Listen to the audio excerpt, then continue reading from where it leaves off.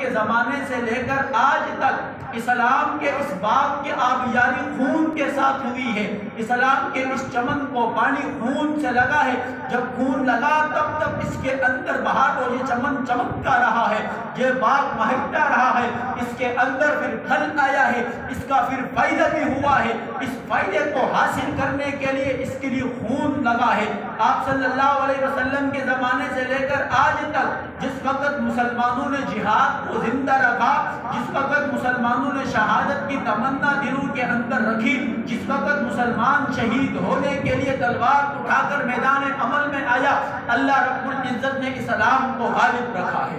آپ صلی اللہ علیہ وسلم کے زمانے سے لے کر آج تک دیکھیں، جب جب مسلمانوں کا عروج رہا ہے، جب جب مسلمان فاتح رہا ہے، جب جب اسلام کا غلبہ رہا ہے، تب تب مسلمانوں کے دلوں کے اندر جہاد کی تمنا پیدا تھی، مسلمانوں نے جہاد کو زندہ رکھا تھا۔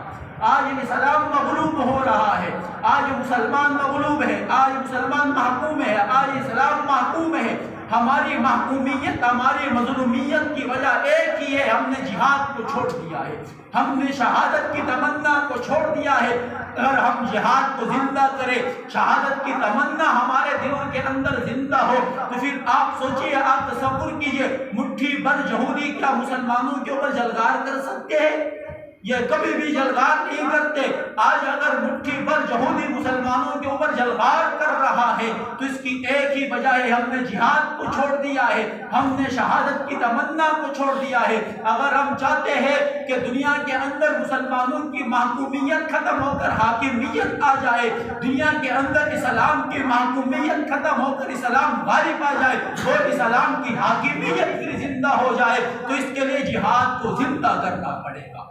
اللہ رب العزت نے فرمایا، یا ایھا الذین آمنوا کتب علیکم القتال، اے ایمان والو تم پر جہاد، قیامت تک جہاد فرض کر دیا گیا ہے۔ اب قیامت تک جہاد فرض ہے، جہاد سے ہم منہ نہیں پھیر سکتے، جہاد سے ہم پیٹ نہیں پھیر سکتے۔ آپ صلی اللہ علیہ وسلم نے فرمایا، میری امت جس وقت جہاد کو چھوڑ دے گی اس وقت میری امت سے نہیں